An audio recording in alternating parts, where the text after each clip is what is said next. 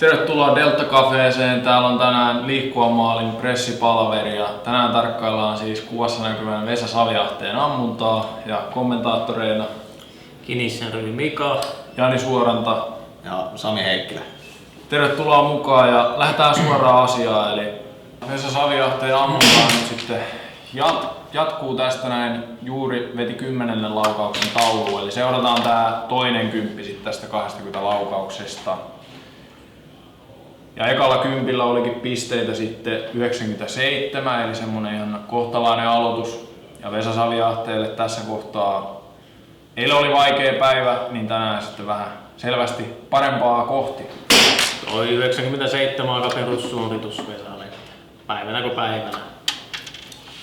Vesa aloittaa toisen 10 laukausta 11 laukaus 10,4 ja ihan hyvän näköinen tulos edelleen tulossa. Tänään Suomen mestaruus viedään oletettavasti 3,90 ylittävällä tuloksella, eli vielä ollaan kilpailussa mukana.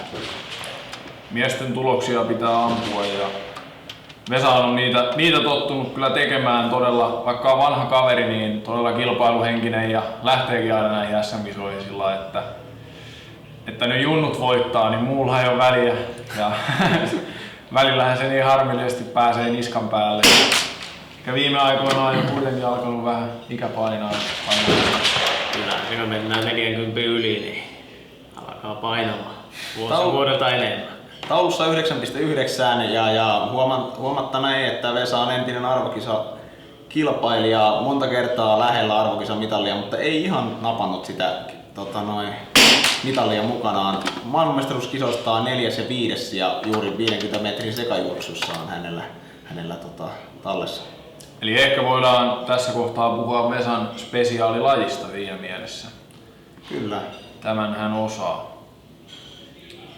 Taitava ampuja kerrassaan ja aikanaan pyrkinyt sitten olympiakisoihinkin, kun Liikkuva Maali on vielä olympialaissa ollut ja todella tehnyt tätä asiaa sitten ammattimaisesti ja kyllähän se näkyy näissä otteissa edelleen. Siinä näitte äsken hidas juoksu, tavallaan sekajuoksussa helppo laukaus, mutta 9 pistettä kolahtaa. Nyt on jo 6 pistettä pois, enempää ei juuri parane laskea. Vähän sen tulee lopussa pientä heittoa, mutta se kuuluu Vesan tekniikkaan. Ei ole mikään hätä nähdä, että Vesalla piippu heittää sitten nopealla tai hitaalla lopussa. Mutta muuten se on hallussa. Muuten aika tasaisen oloista vientiä tuossa pyssyllä, että ei paljon miestä näyttäisi päälle päin jännittävän. Ja siinä lähtee nopea juoksu ja 10,7. Kyllä Vesa on hyvässä tahdissa tästä on tulossa vielä ihan helppo. Kovaa settiä tekee. Että Siinä oli ehkä pientä sellaista havaittavissa, mutta se oli sitten nimenomaan hallussa, joten kyllä. kympistähän se löytyy. Ja nousi taas nopea juoksu. Taisi tulla vähän tuolta kadjun yläpuolelta, mutta Vesa tunnetusti pystyy tuomaan sen kympin, oli sitten tolppasijan yläpuolella tai alapuolella. Että tästä näköjään tultiin yläpuolelta ja 10,2 ihan sieltä löytyykin taulusta. Ja viimeiset 2 laukasta, nyt alkaa jo olemaan vähän kierroksia, mutta miten piippu käyttäytyy? Vähän pomppia. Pientä pomppua siellä lopussa, viimeiset 2 metriä vähän jännitti jo, mutta Päädyn reunaan 10,5. aina kun Vesakin ampuu päädyn, hän sanoo, että jos ei yritä loppuun asti, niin ei voi saada sitä hyvää tulosta. Että tässä se nähdään, kun se ei päätyy mene, niin kymppiä tulee.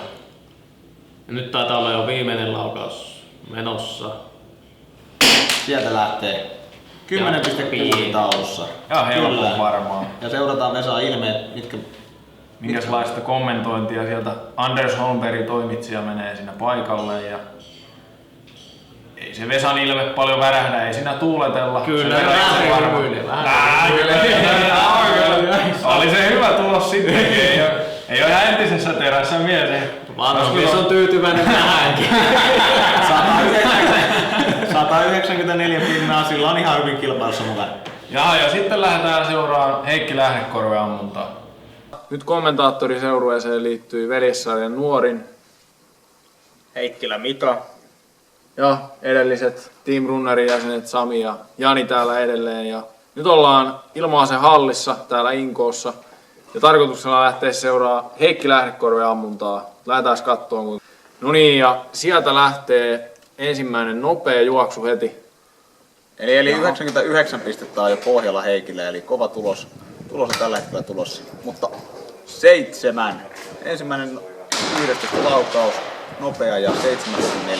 Jäi selvästi taakse tuo laukaus jo nostosta, joten koitti varmasti saada kiinni, mutta ei ihan tarpeeksi riittänyt. Kuulin ehkä Heikin itse kommentoivan laukausta. Luulin, että oli takaysi.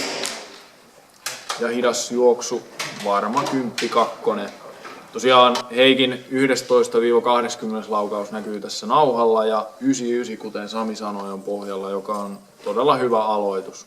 Ja varmasti porilaisella saattaa olla jopa vähän jännitystä pelissä. Kyllä, 4 pistettä tällä hetkellä pois ja mitalin syrjässä edelleen kiinni.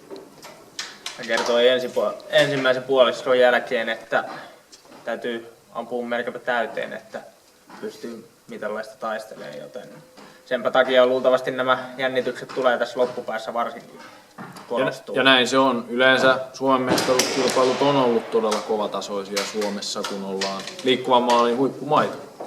Kyllä. 3 viimeistä laukausta 10 ja seuraavaksi lähtee 15 laukaus. Heikkihän on jo nuorten maailmanmestari tässä kyseisessä lajissa, eli 50 metrin sekajuoksussa. Silloin Heikin tulos 3.82. Hän jää laukaus taakse, pyörittelee päätänsä. Ei ollut ihan tyytyväinen, mutta ilmeisesti 9.1 sieltä kuitenkin tuli. Kyllä.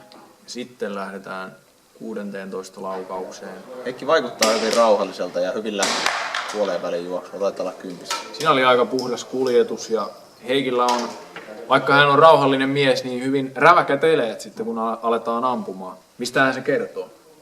Liekö porilaisuudesta? Sitä ei kukaan tiedä. Sitä harva tietää. Niin. Sieltä lähtee nopea juoksu. Oi! Nyt lähti vähän nyppyä. Heikki ei vaikuta tyytyväiseltä. 7.2. Ei ole syytä ollakaan. Alas 7 oli ja Siinä oli havaittavissa ihan selvä liike, Kyllä, että kyllä. jotain yritettiin korjata, mutta ei sitten natsannut. Miten tämmönen 7.2 tulee tuossa kilpasarjan aikana? Se voi olla, että ajatus on siinä vaiheessa, kun ase on valmiusasennossa, se on vähän jossain muualla ja sitten ei sitä kymppiä tuu, kun ei ole ajatus mukana. Aivan. Että teknisestihän suoritus näytti todella hyvältä. Kyllä. Miinus se viimeinen dippaus. Kyllä. Heikillä 8 pistettä pois, eli 192 on tällä hetkellä haarukassa, mutta se vaatii 20. Yhden rauhallisesti lähti. Aika oli puhdas ja hieno kuljetus. Kyllä. Mies on tehnyt hommia myös paljon tämä eteen ja urheilukoulussa palveli myös vuotensa ja siinä ehti kyllä mies kehittymään paljon ja voittikin juuri tämän mainitun maailmanmestaruuden kyseisenä vuonna.